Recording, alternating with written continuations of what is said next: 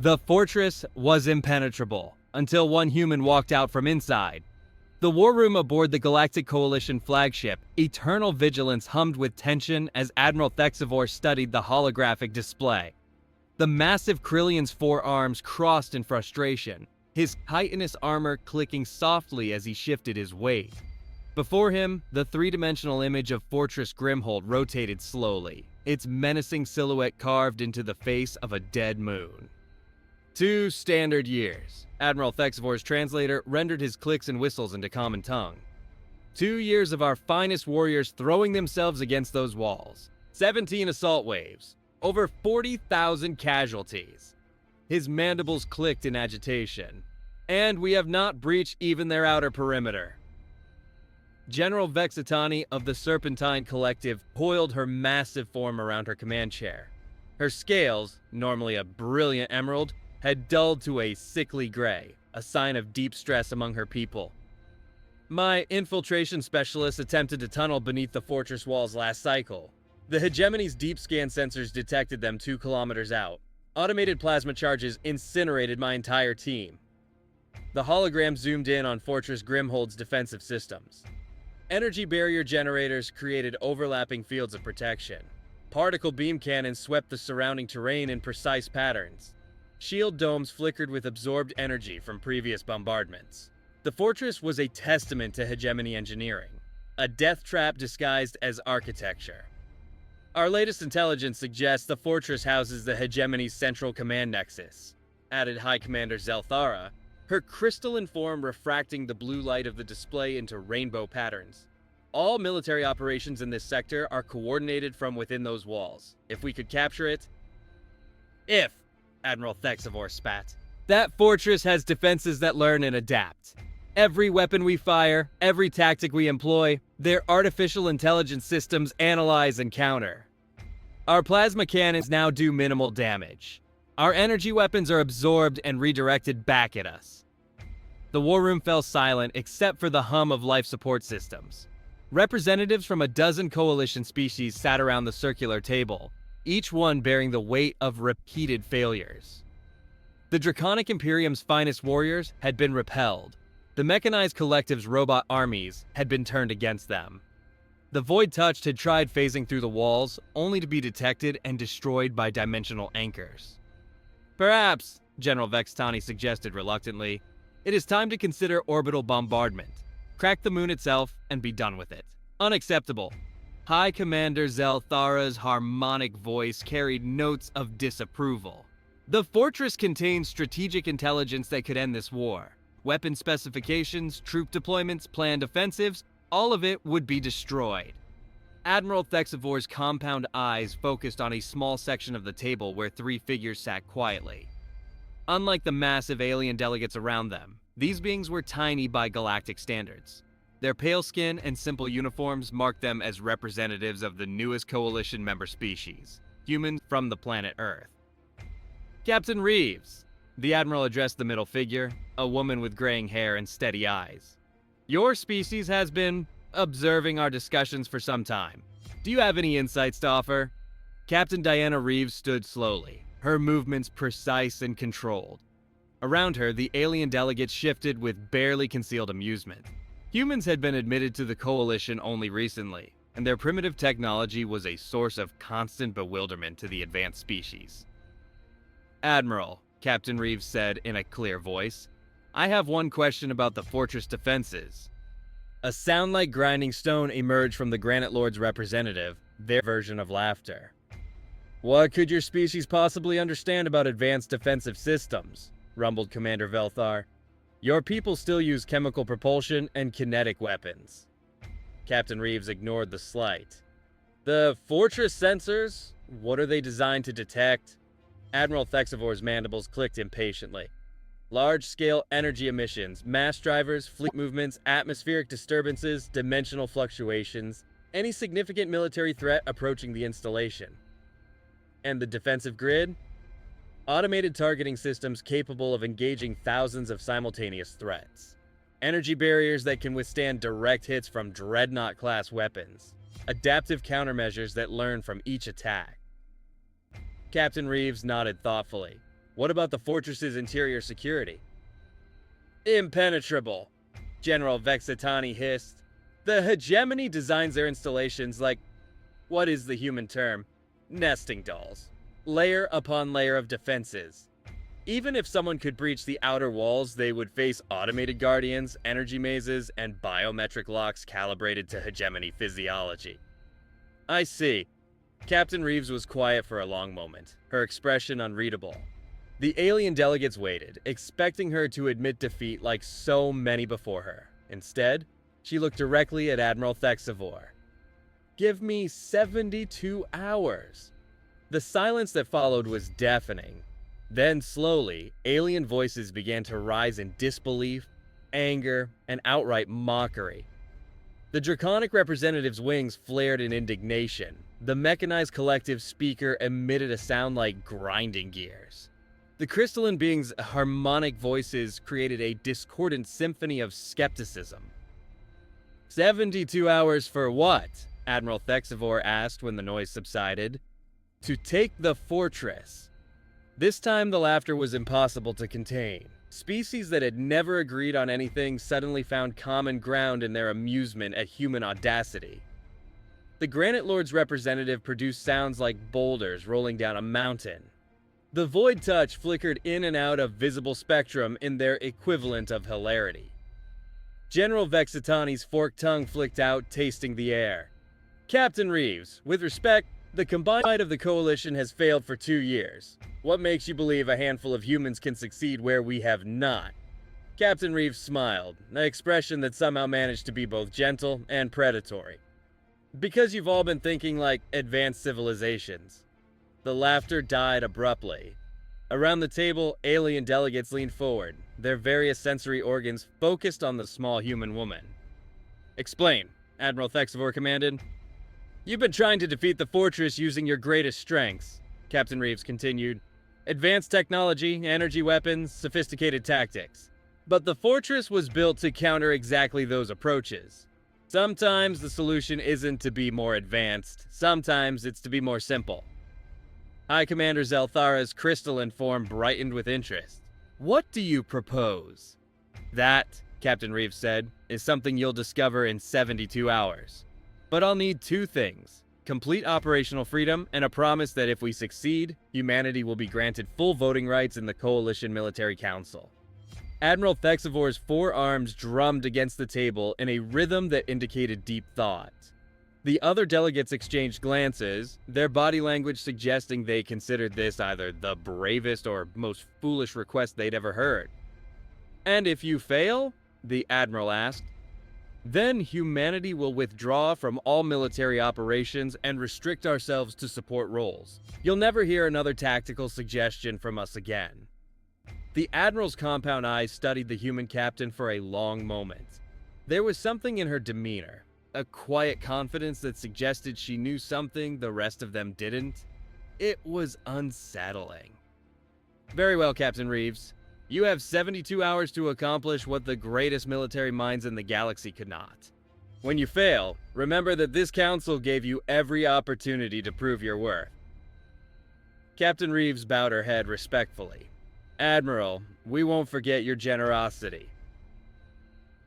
As the council session ended and the alien delegates filed out, many continued discussing the humans' impossible claim. Some viewed it as a desperate gambit by a species trying to avoid irrelevance. Others wondered if the humans possessed some secret weapon they hadn't revealed. Captain Reeves remained in her seat as the chamber emptied, already formulating plans that would either vindicate humanity's place in the Coalition or end their military ambitions forever. In 72 hours, the galaxy would learn what humans were truly capable of when they stopped playing by everyone else's rules. 57 hours later, Captain Diana Reeves sat alone in a small maintenance tunnel deep within Fortress Grimhold's superstructure. Her breathing was steady despite the recycled air in her infiltration suit, and her hands moved with practiced precision as she assembled a device that looked decidedly primitive compared to the advanced alien technology surrounding her. The journey to this moment had begun 3 days ago, with a single observation that had escaped the notice of every advanced civilization in the Coalition. While studying the fortress's specifications, Reeves had discovered something that made her smile. A oversight so fundamental that only a species accustomed to limitations would recognize it. The fortress's defensive systems were indeed impenetrable. Its sensors could detect any approaching threat from space, atmosphere, or underground. Its adaptive intelligence could counter any known weapon or tactic. Its internal security was calibrated to stop any species in the Coalition database. But it had one weakness. It was designed by a species that had never encountered humans before. The plan had been elegantly simple. While the Coalition prepared for another frontal assault to mask their activities, Reeves had done something that violated every principle of modern warfare. She had walked up to the fortress and knocked on the door. The hegemony's security protocols were indeed sophisticated, but they were designed around the assumption that any threat would be hostile. When a lone figure had approached the fortress's main entrance displaying signs of injury and distress, the automated systems had classified her as a refugee rather than an enemy. Hegemony psychology included concepts of honor and mercy toward defeated enemies. Their combat protocols included provisions for accepting surrender and providing medical aid to wounded non-combatants. These protocols had been programmed into every hegemony installation as a matter of species pride. Captain Reeves had exploited this weakness by doing something no advanced civilization would consider. She had pretended to be a victim instead of a warrior. The fortress's outer sensors had detected her approach and classified her as a lone survivor from a damaged escape pod. Her human physiology, unknown to hegemony databases, had been interpreted as that of an injured civilian from a species they weren't familiar with. The automated mercy protocols had overridden security measures, allowing her to enter the fortress for medical evaluation.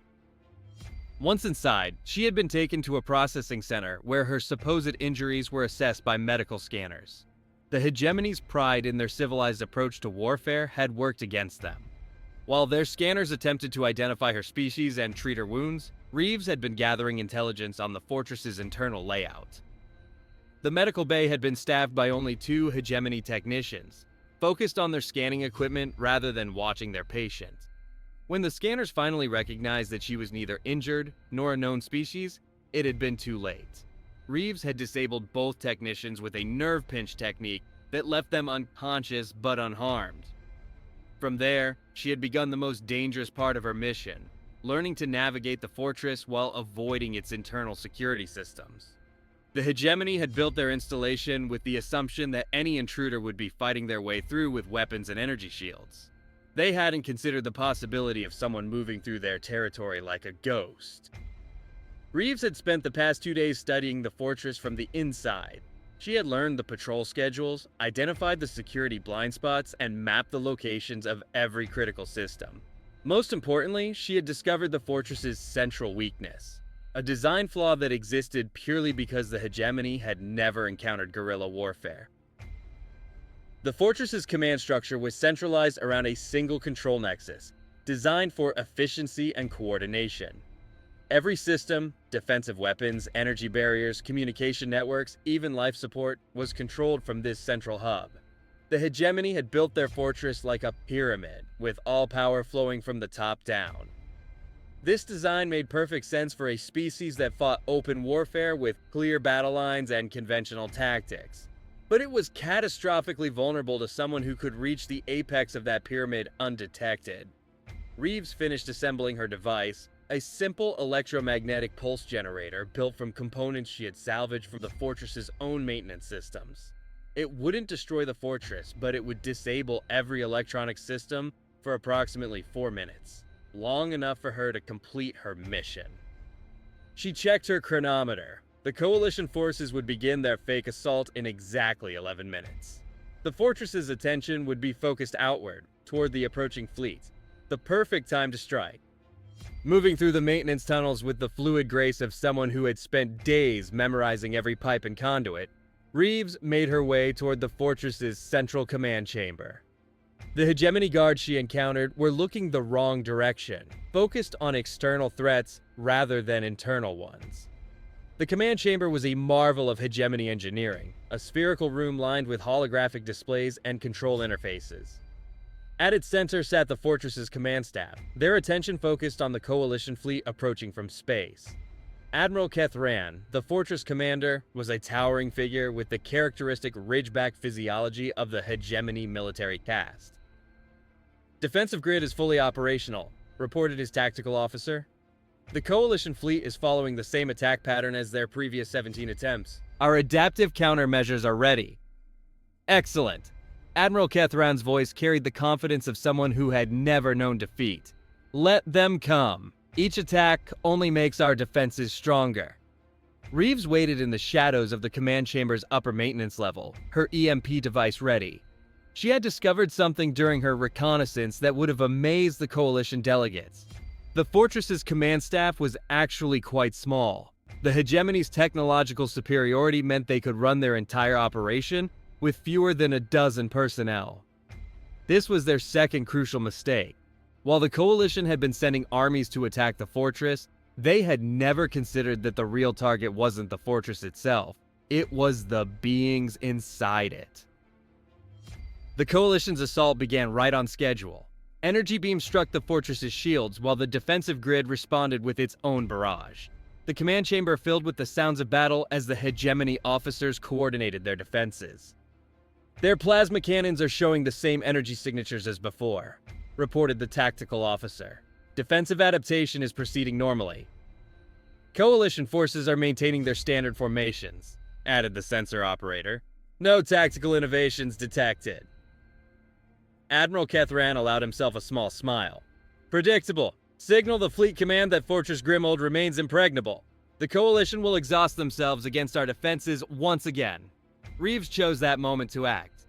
She dropped silently from the maintenance shaft into the command chamber, her EMP device already activated. The electromagnetic pulse spread through the room like an invisible wave, causing every piece of electronic equipment to flicker and die. The hegemony officers spun around in shock as emergency lighting bathed the chamber in red. Their advanced weapon systems were offline. Their communication arrays were dead. Their defensive grid had shut down completely. "What?" Admiral Kethran began, but Reeves was already moving. She had studied hegemony physiology during her reconnaissance. Their species was stronger and more durable than humans, but they were also slower and less adaptable. Their military training focused on technological superiority rather than hand-to-hand combat. Reeves moved through the command chamber like a dancer, using the hegemony officers' confusion against them. A nerve strike here, a pressure point there. She didn't kill anyone. That wasn't the mission. But within 90 seconds, every hegemony officer in the command chamber was unconscious. The fortress's central command was now under human control. Reeves moved to the main control console, her fingers dancing across interfaces designed for alien hands. The hegemony's reliance on centralized command meant that whoever controlled this room controlled the entire fortress, and they had never imagined that someone could reach this room undetected. She began systematically shutting down the fortress's defensive systems. The energy barriers flickered and died. The adaptive countermeasures went offline. The automated weapon systems powered down. Within minutes, the impregnable fortress was as defenseless as a paper box. "Coalition fleet, this is Captain Reeves." She spoke into the fortress's communication system. "Fortress Grimhold is now under human control. Defensive systems are offline. You are clear to approach and accept our surrender of the installation." The response from the Coalition fleet was immediate and shocked. Admiral Thexivor's voice crackled through the speakers. "Captain Reeves, please repeat your last transmission. Did you say the fortress is under human control?" "Affirmative, Admiral. Fortress Grimold, its command staff, and all strategic intelligence contained within are now in Coalition hands. Estimated time to complete this operation, 68 hours, 4 minutes. The silence that followed was broken only by the sound of hegemony officers beginning to regain consciousness. As they awakened to find themselves prisoners in their own fortress, Reeves offered them a choice that would have seemed familiar to any student of human military history. "Gentlemen," she said in carefully pronounced hegemony standard, "you can surrender with honor and be treated according to Coalition protocols for prisoners of war, or you can attempt to resist and learn why humans have a reputation for being unpredictably dangerous." The hegemony officers, trained in conventional warfare and technological superiority, found themselves in a situation their entire military doctrine had never prepared them for. They were prisoners in their own fortress, defeated by a single enemy who had never fired a shot. Admiral Kethran, his pride wounded but his tactical mind still functioning, asked the question that would haunt hegemony military planning for generations. How did you do it? How did one human accomplish what entire fleets could not? Captain Reeves smiled as she began downloading the fortress's strategic databases. We did what humans do best, Admiral. We found a way nobody else thought to look for. 3 hours later, when the Coalition forces arrived to secure the fortress, they found Captain Reeves sitting calmly in the command chamber with a dozen hegemony prisoners and enough strategic intelligence to change the course of the war. The fortress that had been impregnable for 2 years had fallen to a single human who had walked in the front door. Back aboard the Eternal Vigilance, the Coalition's war room buzzed with activity as intelligence officers processed the treasure trove of information Captain Reeves had recovered. Strategic databases containing hegemony troop movements, weapon specifications, and planned offensives were being analyzed around the clock. Admiral Thexivor stood before the assembled delegates, his forearms spread in a gesture of formal recognition. Captain Reeves, the Coalition owes you a debt that can never be fully repaid. In less than 3 days, you accomplished what our combined forces could not achieve in 2 years. The alien delegates around the table looked at the human captain with expressions ranging from amazement to embarrassment. The same beings who had laughed at humanity's primitive technology now found themselves wondering what other assumptions they had made about the galaxy's newest members. Admiral, Captain Reeves replied, I had one significant advantage over your previous attempts. Which was? I'm human. General Vexitani coiled forward, her scales now bright with curiosity rather than stress. Captain, your species continues to surprise us. How did you know that infiltration would succeed where direct assault had failed? Captain Reeves gestured to the holographic display showing the fortress's layout. Because humans are the only species in this room that has ever been weak. The statement hung in the air like a challenge. Around the table, representatives of the galaxy's most powerful civilization shifted uncomfortably. Every species in the Coalition has natural advantages, Reeves continued. The Krillians have strength and armor. The Draconics have flight and breath weapons. The Crystallins have energy manipulation. The Void Touch can phase between dimensions. You've all been powerful for so long that you've forgotten what it's like to be vulnerable. High Commander Zelthara's harmonic voice carried notes of confusion. How is weakness an advantage? Because when you're weak, you learn to think differently. You learn to use your enemy's strengths against them. You learn to find solutions that don't require being the biggest or strongest or most advanced. Captain Reeves stood and walked to the holographic display, pointing to various elements of the fortress's design. Look at this installation. It's a masterpiece of defensive engineering, designed to counter every conventional military approach. But it has one fatal flaw. It was built by a species that has never known defeat. The hegemony's confidence in their technological superiority made them predictable. They designed their fortress to counter threats they understood, but they never considered threats they couldn't imagine. They built it to stop armies, not individuals. They prepared for war, not infiltration. Admiral Thexivor's mandibles clicked in what humans were learning to recognize as deep thought. You exploited their mercy protocols. I exploited their psychology, Reeves corrected. The hegemony prides itself on being civilized, honorable, merciful to the defeated.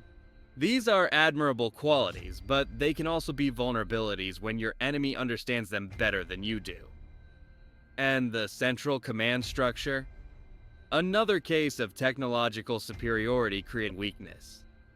The hegemony's advanced systems allowed them to run their fortress with minimal personnel. Very efficient, but also very vulnerable to someone who could reach their command center undetected. Commander Velthar of the Granite Lords rumbled with what might have been approval. You turned their strengths into weaknesses. I used their assumptions against them, Reeves clarified.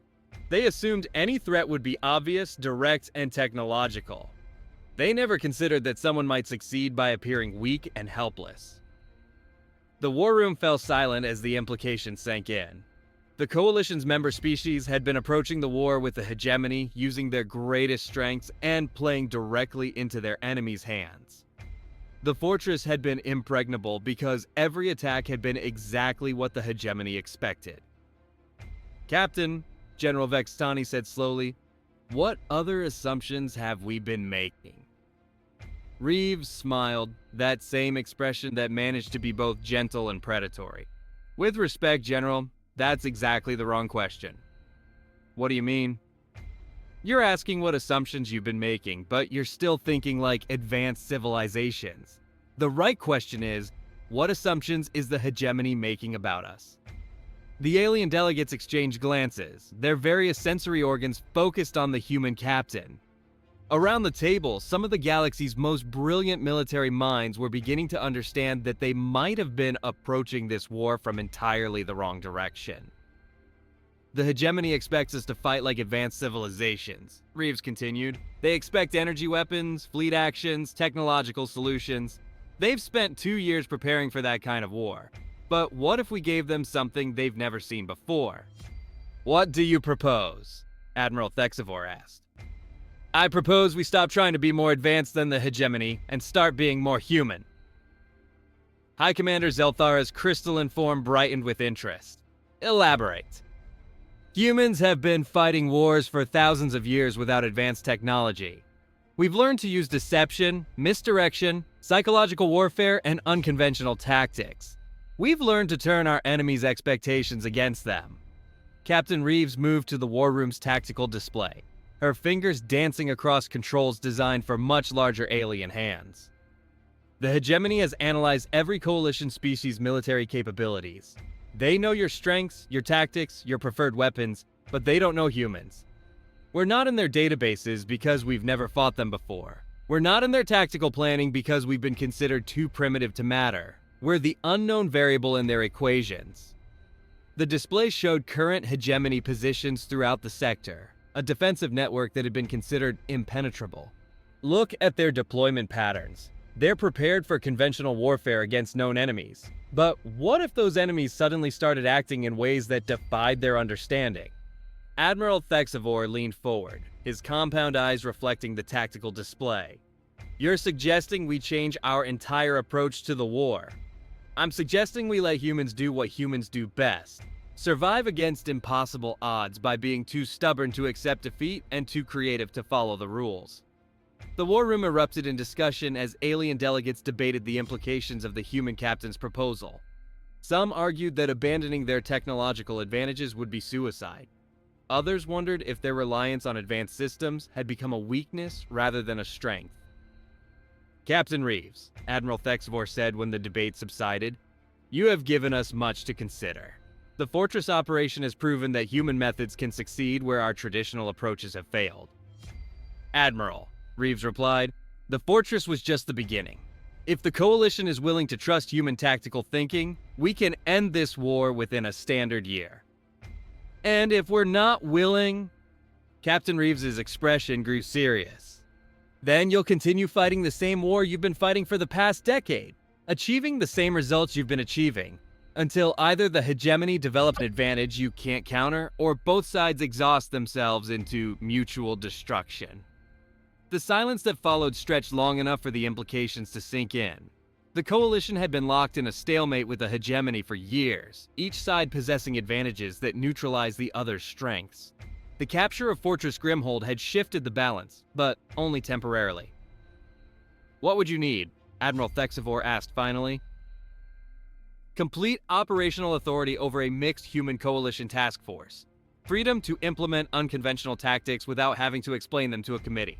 And the trust of species that have been fighting wars for millennia to listen to advice from beings who learned warfare on a single planet." The Admiral's forearms drummed against the table in the rhythm that indicated deep thought. Around him, the other delegates waited for his decision, a choice that would determine whether the Coalition would continue fighting a conventional war or embrace the unpredictable chaos of human military thinking. "Captain Reeves," Admiral Thexivor said at last, "humanity has earned the right to be heard. You will have your task force and your operational authority. But understand, if this approach fails, the consequences will be catastrophic." "Admiral," Captain Reeves replied with that same confident smile, "when has failure ever stopped humans from trying anyway?"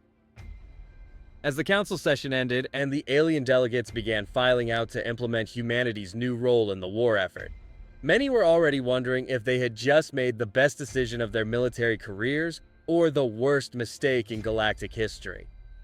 One thing was certain: the hegemony had no idea what was coming for them. In the weeks that followed, reports began reaching Coalition High Command of hegemony forces, encountering tactics they had never seen before. Human-led strike teams began appearing in impossible locations, using methods that defied conventional military logic. The predictable patterns of galactic warfare were giving way to something chaotic, unpredictable, and utterly human. The fortress had been just the beginning. The real war was about to start. And for the first time in years, the Coalition was winning.